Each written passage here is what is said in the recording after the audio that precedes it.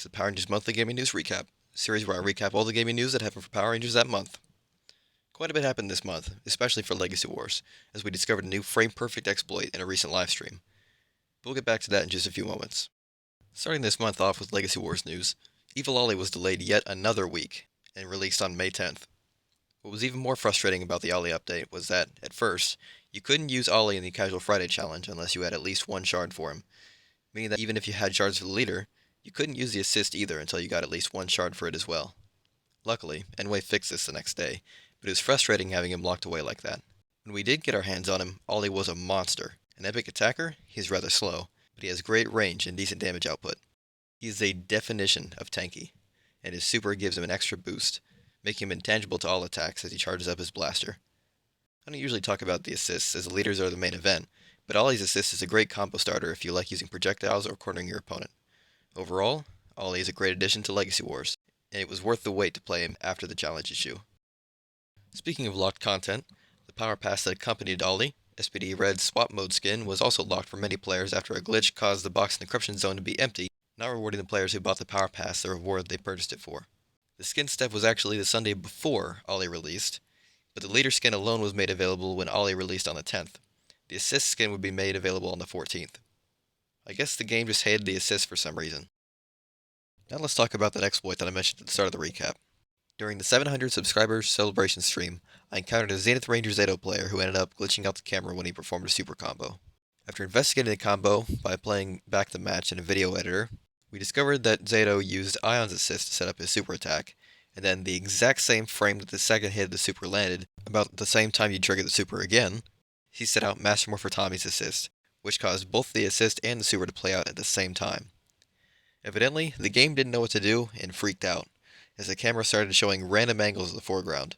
After trying to replicate the exact combo for about an hour, and only Black Sun X being successful in doing it, we came to the conclusion that the combo could only be performed on iOS, which is what Black Sun X used. But Black Sun was later able to do the exploit on his Android account, so I guess I just can't do it for some reason. I'm no stranger to performing frame-perfect inputs, just look at any of my frame-perfect card assist cancel videos, but I could not perform this combo for the life of me. I'm going to call this exploit the Zayto Super Camera Glitch, or ZSCG. Lastly for Legacy Wars, today, Tanya Sloan, the yellow Zeo Ranger, entered the grid at long last. A balanced epic, Tanya isn't really balanced. She's very good at comboing. She combos especially well with many assists. I'm decent with the character, but not as good as some players are with her. Even the moveset video shows off how crazy she can be. Take a look.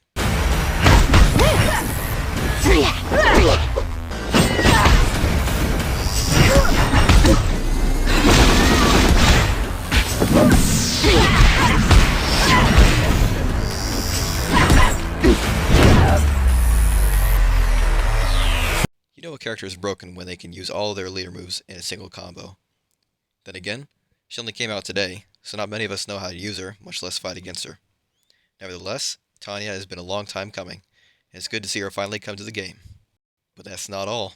Not only is Tanya helping finally complete the Zeo team, but she does complete the team of Promethea Rangers, aka the original Solar Rangers. In fact, that's the skin for this next power pass, Tanya's Solar Yellow form.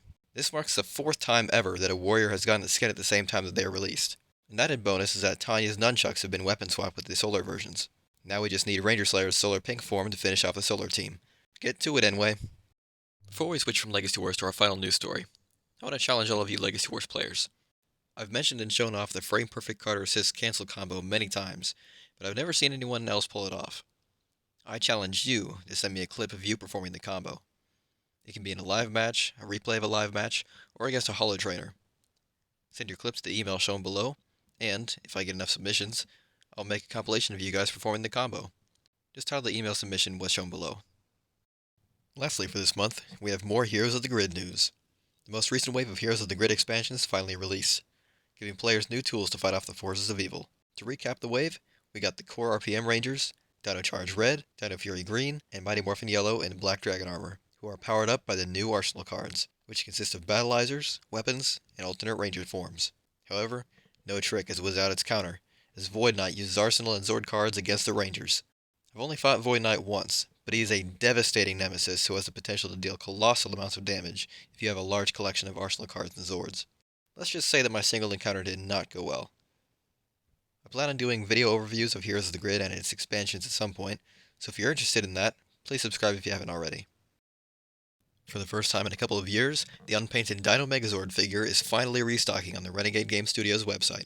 No cards are included with this figure, as the figure is just meant to serve as a replacement for the Megazord token from the base game. Of course, there's also a painted Megazord figure available on the website as well, if you prefer to have a little splash of color on your figurines. Personally, I prefer the unpainted version as I don't paint my other figures, and I want my Megazord to match the Mega Monster figures Cyclopsis and Mega Goldar, which are also just solid gray. Before we go, I would like to remind you that Power Rangers Mighty Force releases in less than a month. I don't blame you if you forgot it already. There's only been one trailer, which did not show any combat gameplay, and it was actually announced in March, but next to no one heard about it then. You can pre-register for the game for free on the App Store. The game is still set to release on June 30th. That's all for this month. If you enjoyed, subscribe if you haven't, and tune in for the June edition of the Power Rangers Monthly Gaming News Recap. Until next time, this is Shard Collector, signing off.